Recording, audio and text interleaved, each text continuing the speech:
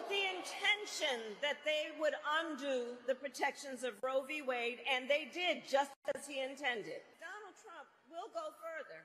He will sign a national abortion ban, you best believe. And he would create a national anti-abortion coordinator and force states to report on women's miscarriages and abortions. It's right there in Project 2025. I've said it before, and I'll say it again. Simply put, they are out of their minds. Why don't they trust women? Well, we trust women. And when Congress passes a bill to restore reproductive freedom as President of the United States, I will proudly sign it into law. Proudly.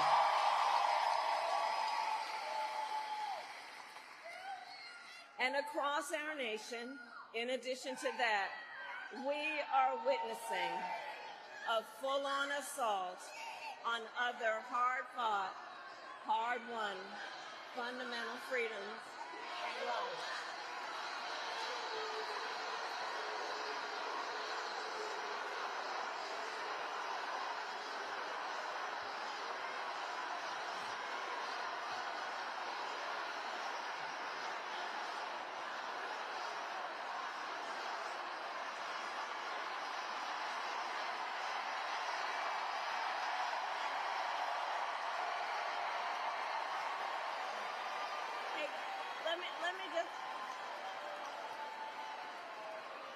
Let me just say something.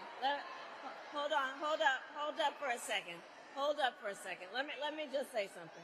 Let me just say something. We are fighting for a democracy. Everyone has a right and should have their voices heard. I am speaking now, but on the subject, I will say this. The President and I are working around the clock. We've got to get a hostage deal done and get a ceasefire done now.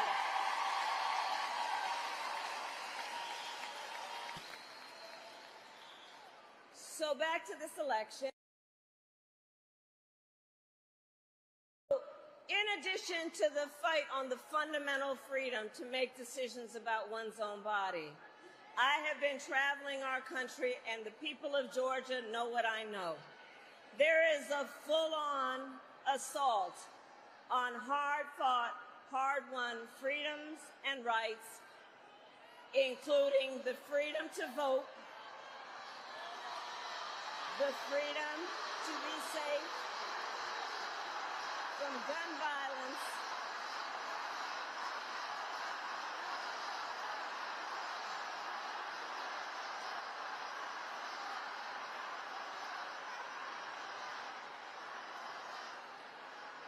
and an attack on the freedom to love who you love openly and with pride.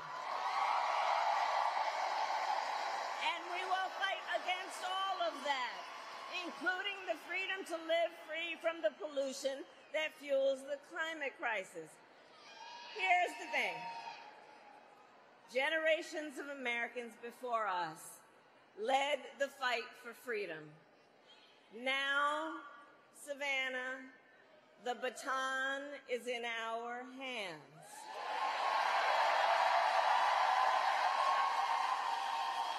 So we who believe in the sacred freedom to vote will finally pass the John Lewis Voting Rights Advancement Act and the Freedom to Vote Act. We who believe in the freedom to live safe from gun violence will finally pass universal background checks and red flag laws.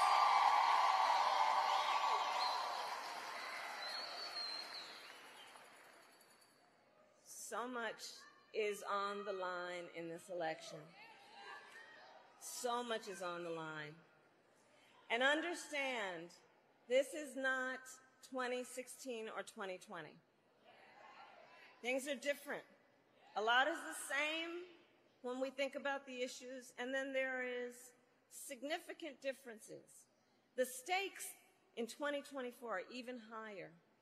Because consider that the United States Supreme Court recently just basically told the former president that going forward, he will be effectively immune no matter what he does in the White House.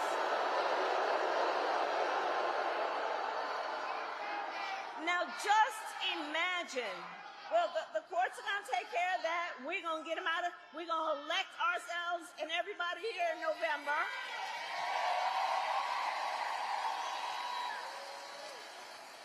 But I mentioned the Supreme Court ruling because understand what this means. Just imagine, before there was at least the threat of consequence, understand what it now means, and imagine Donald Trump with no guardrails. Imagine what that means when you consider he has openly vowed that if reelected on day one, he will be a dictator. That he would end the independence of the Department of Justice so he could have unchecked power and seek vengeance against people who disagree with him. He even called for termination of the United States Supreme, the supreme land of our nation, the United States Constitution. Think about what that means, and let us be very clear. Someone who suggests we should terminate the Constitution of the United States should never again stand behind the seal of the President of the United States of America. Never again. So it all comes down to this. We are all here together, spending this time together because we love our country. We love our country. We love our country. And we know the privilege and pride that comes with being American. And I do believe it is the highest form of patriotism to fight for the ideals of our country. That is how we realize the promise of America. Georgia, for the past 2 election cycles, voters in this very state, you who are here, have delivered.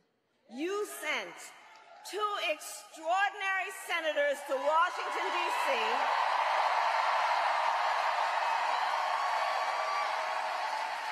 You sent President Biden and me to the White House. You showed up, you knocked on doors, you registered folks to vote, and you made it happen. You did that. You did that. And so now we are asking you to do it again. Let's do it again. Let's do it again. So, Savannah, are you ready to make your voices heard? Do we believe in freedom? Do we believe in opportunity? Do we believe in the promise of America?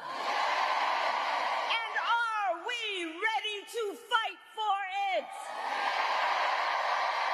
And when we fight, God bless you and God bless the United States of America. Leadership. Look, when I look out at our young leaders like Caitlin, I know our future is so bright. It is so bright. I want to thank Mayor Johnson. Thank you for yours. There you are. We've been hanging out for the last 2 days. Mayor, I thank you so very much for your leadership. Thank you. Congresswoman Nikema Williams, the chair of the Democratic Party of Georgia, for your friendship and your sisterhood. And to all the leaders with us today, good afternoon, good afternoon, good afternoon. I also bring greetings from our president and a great friend of the state of Georgia, Joe Biden.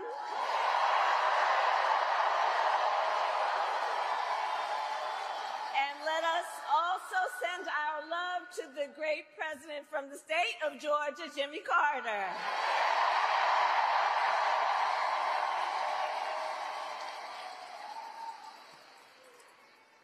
So, Georgia, I love you back.